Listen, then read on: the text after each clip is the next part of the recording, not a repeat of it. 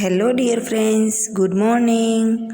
How are you all? I hope you all are well. Today we start our new chapter number 7. Times goes on, मतलब वक्त चला जा रहा है। आज हमें इस चैप्टर में in this chapter we learn about time and how to draw clock. Okay friends, तो चलिए let's start chapter number 7 and question number first. इसमें फर्स्ट में है write the appropriate serial number of the activities in the table given below. यहाँ पे हमें total 40 activities दी गई हैं और यहाँ पे नीचे एक टेबल दिया गया है जिसमें 5 कॉलम है। फर्स्ट कॉलम है number of the activities taking second. कुछ काम ऐसे हैं जिसको करने में हमें कुछ ही सेकंड की ज़रूरत होती है। फिर है number of the activities taking minute. कुछ काम ऐसे हैं जिसे करने में हमें मिनट्स के हिसाब से टाइम लगता है। Number of the activities taking hours. कोई काम करने में हमें ज़्यादा टाइम लगता है, मतलब घंटों के हिसाब से टाइम लगता है। फोर्थ है number of the activities taking days. कोई वर्क बहुत ज़्यादा होता है जिसे पूरा करने में हमें डे के हिसाब से टाइम लगता है। फिर last one number of the activities taking months.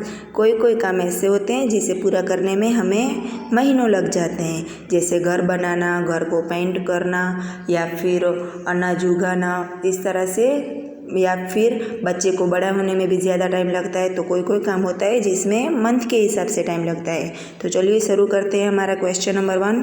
First जो है वो है टू ब्रश द टीथ, मतलब हमें ब्रश करने में कितना टाइम लगता है, मिनट के हिसाब से, सेकंड के हिसाब से, आवर के हिसाब से, डे के हिसाब से कि मंथ के हिसाब से। तो फर्स्ट वन जो है वो सेकंड कॉलम में आएगा, minutes. To brush the teeth हमें मिनट्स में लगता है टाइम। फिर है टू बाथ, तो वो भी आएगा मिनट में, क्योंकि नहाने में थोड़ी देर में, सेकंड में नहा नहीं सकते और आवर्स में बहुत ज़्यादा टाइम होता है, सो नहाने में भी मिनट्स आएगा। फिर है टू कॉम्ब हेयर, मतलब वो भी मिनट में आएगा। फिर है फोर्थ वन टू वियर अ क्लॉथ्स, वो भी मिनट्स में आएगा। फिर फिफ्थ वन है टू क्लैप, मतलब ताली बजाना, तो वो सेकंड में आएगा। फिर है टू ईट फूड, तो वो आएगा मिनट्स में। फिर है टू डू होमवर्क, तो होमवर्क करने में थोड़ी देर लगती है, तो वो आएगा आवर्स में। फिर है seventh one two play with friends. Homework करने में भी टाइम लगता है, वैसे खेलने में भी टाइम लगता है, तो वो भी आएगा आवर्स में। फिर है टू वॉश क्लॉथ, तो क्लॉथ को वॉश करने में भी आवर्स लगते हैं, तो ये भी आएगा आवर्स में। फिर है टू ग्रो अ नेल, मतलब नेल बड़े होने में भी वक्त लगता है, मतलब डेज में आएगा। फिर है टू सनराइज, तो वो भी डेज में आएगा। फिर है to pack a school bag, तो वो मिनट्स में आएगा। 13 है to change of a season, मतलब हमारी 3 सीजन है, समर, विंटर एंड मानसून, तो उसे चेंज करने में कुछ ही दिनों में नहीं हो जाता है, उसे चेंज होने में महीनों लग जाते हैं, तो वो आएगा मंथ्स में। फिर है टू ब्लिंक आइज, मतलब आइज़ को ओपन करने में, बंद चालू बंद, ओपन क्लोज करने में, तो वो सेकंड में काम हो जाता है, तो वो आएगा सेकंड्स में। फिर है टू स्विच अ लाइट, मतलब लाइट की स्विच चालू करने में, तो उसमें भी ज़्यादा टाइम नहीं लगता है, तो वो भी आएगा सेकंड में। उस हिसाब से ये सारी जो एक्टिविटीज़ है और आपको देखनी है, 15 तक मैंने करवाई है, बाकी की जो एक्टिविटीज़ है वो आपको देखनी है और आपको अपने हिसाब से ये कॉलम में फिल करना है। ओके फ्रेंड्स, तो अभी हम करते हैं क्वेश्चन नंबर 2। इसमें देखिए क्या है कि हमें एक बॉक्स दिया गया है जिसमें कि पूरा वो है बर्थ सर्टिफिकेट का एक पेज है, जो कि बर्थ सर्टिफिकेट का डॉक्यूमेंट है। उसमें बहुत सारी इन्फॉर्मेशन दी गई है और उसी इन्फॉर्मेशन के हिसाब से हमें यहाँ पे जो नीचे फिल इन द ब्लैंक्स है वो फिल करनी है। तो फर्स्ट वन है रितेश बर्थ डेट इज़, तो ये जो पूरा बर्थ सर्टिफिकेट है वो रितेश नाम के लड़के का है। उसका पूरा नाम है रितेश सुरेश कुमार प्रजापति। ये जो पूरा बर्थ सर्टिफिकेट है वो रितेश नाम के लड़के का है। सो यहाँ पे पूरी जो इन्फॉर्मेशन है वो रितेश के नाम की है। तो फर्स्ट वन है रितेश बर्थ डेट इज़, तो उसकी ओनली बर्थ डेट लिखनी है, मंथ नहीं लिखना है। तो बर्थ डेट क्या है 3, तो उसमें सिर्फ लिखना है 3। आप डिजिट में लिखोगे तो भी चलेगा और आप उसका स्पेलिंग लिखोगे तो भी चलेगा। फिर है बर्थ मंथ कौन सा है 7, मतलब जनवरी, फरवरी, मार्च, अप्रैल, मई, जून और जुलाई, तो बर्थ मंथ में आएगा जुलाई। और बर्थ ईयर कौन सा है 2009। Okay friends. फिर है सेकंड नंबर का रितेश फादर नेम इज, तो रितेश के फादर का नाम क्या है, तो ये रहा name of father Suresh Kumar Prajapati, ये आपको लिखना है सुरेश कुमार प्रजापति। फिर सेकंड वन है mother's name is, mother's name ये रहा हेतलबेन प्रजापति। ओके, ये है हेतलबेन प्रजापति। फिर एक सेकंड में ही लास्ट वन बर्थ प्लेस, तो बर्थ प्लेस कौन सी है, तो ये रही अहमदाबाद। ओके, फिर अभी हम करेंगे third one, how many months old will Ritesh be on 13/12/2009। अभी इसका बर्थ डेट कौन सा है, कौन सा महीना है 7 मंथ है, और अभी इसमें है यहाँ पे आप देखेंगे उसके बर्थ डेट में 7 मंथ है, और यहाँ पे हमें कौन सा मंथ दिया गया है 12 मंथ, तो 12 में से 7 जाएंगे तो कितने बचेंगे 5, तो यहाँ पे क्या आंसर आएगा 5 मंथ्स। ओके, ओनली 5 नहीं 5 मंथ्स। फोर्थ वन है how many years old will Ritesh be on 3/7/2015। 2015 में रितेश कितने ईयर का होगा, तो वो उसका बर्थ ईयर है 2009, तो यहाँ पे हमें 2015 में से हमें 2009 को माइनस करना है, तो क्या आंसर आएगा 6, क्या आंसर आएगा 6 ईयर्स। ओके, फिर है next how many years old will Ritesh be in 3/7/2054, तो हमें 2054 में से 2009 माइनस करने हैं। ओके, तो आंसर आएगा 45 ईयर्स।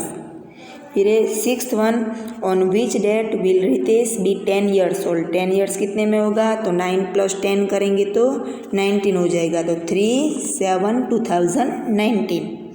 फिर how many years old is Ritesh now, तो ऊपर की यहाँ पे हमें दी गई है कि अगर 2019 में रितेश कितने का होता है 10 ईयर्स, तो 7th का आंसर आएगा 10 ईयर्स। फिर है 8th नंबर का on what date will Ritesh be 15 years old, 15 date का कितने में होगा, तो 15 और उसका जो बर्थ ईयर है 9, तो 15 + 9 करेंगे तो कौन सा ईयर आएगा 2024, तो आपको पूरी डेट लिखनी है 3/7/2024।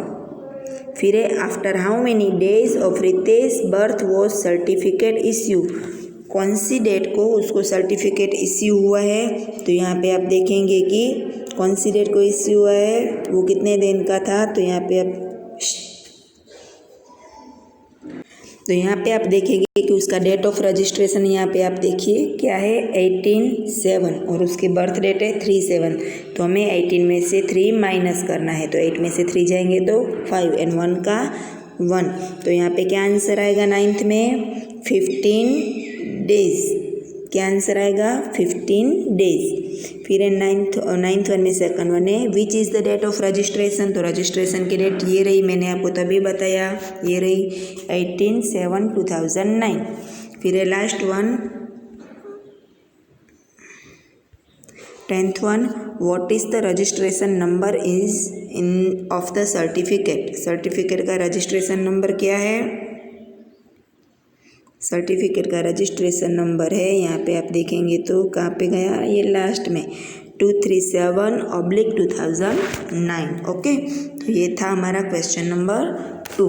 उसी वाइज आपको ये क्वेश्चन नंबर 3 ऊपर जो सारी डिटेल दी गई है उसी में से देख के लिखना है। यहाँ पे मनीषा की डिटेल सारी दी गई है, उसी में से देख के आपको ये पूरी डिटेल यहाँ पे fill in the blanks complete करने हैं।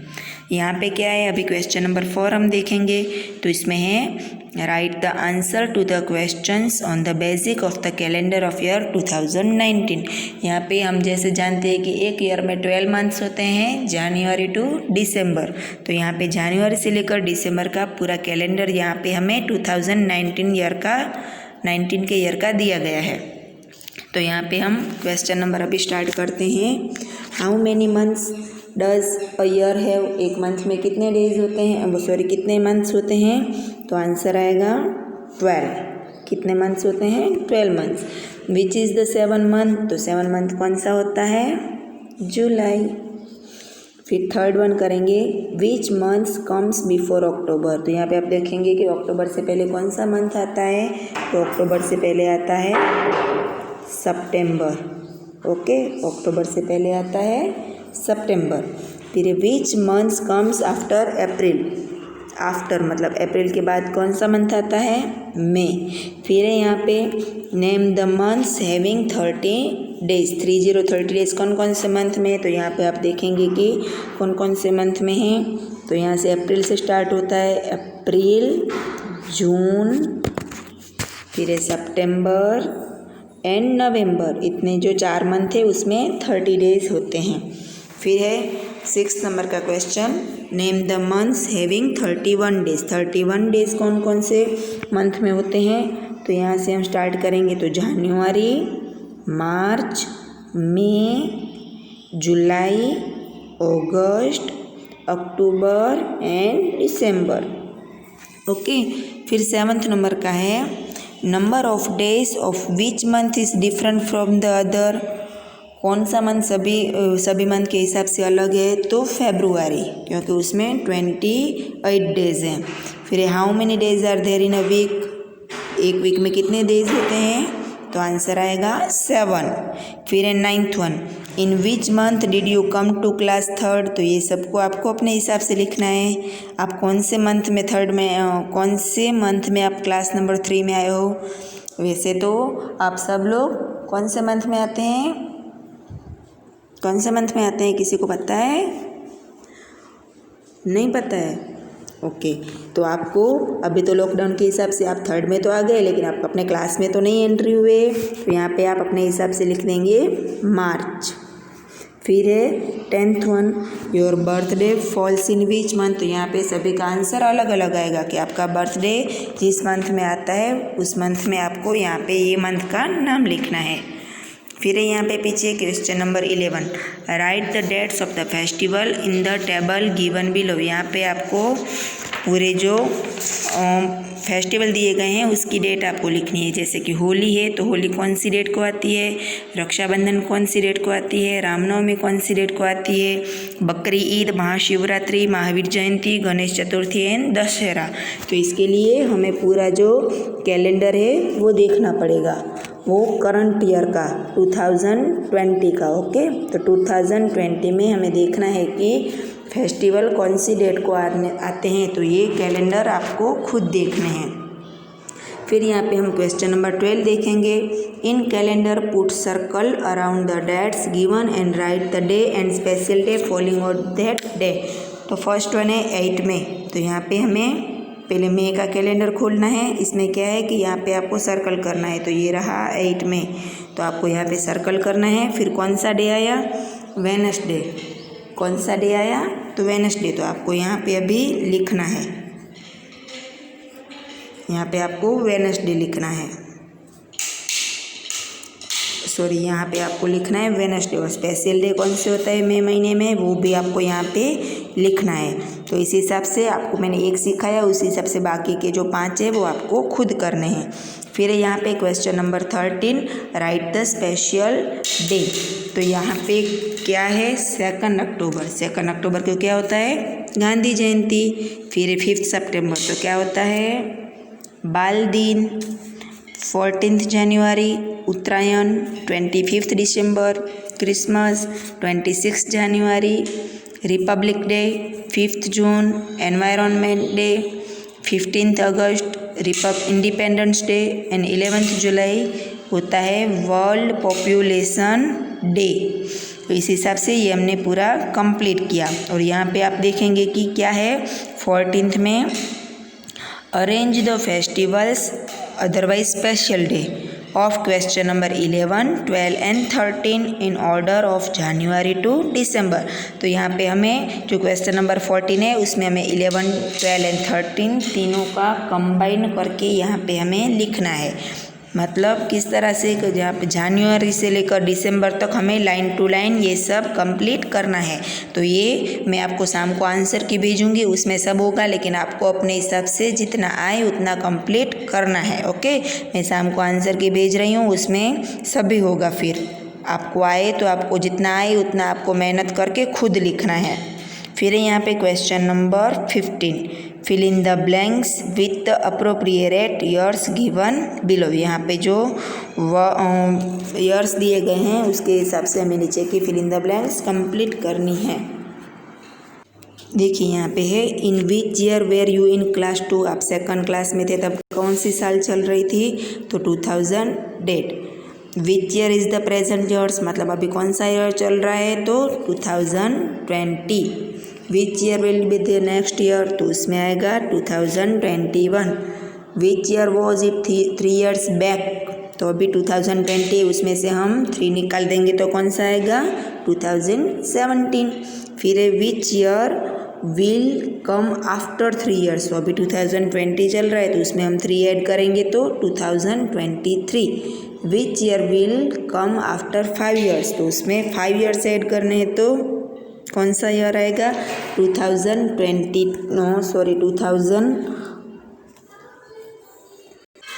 फिर यहाँ पे देखिए एक मिस्टेक है, which year will come after 5 years, तो इसका ऑप्शन आता है 2025।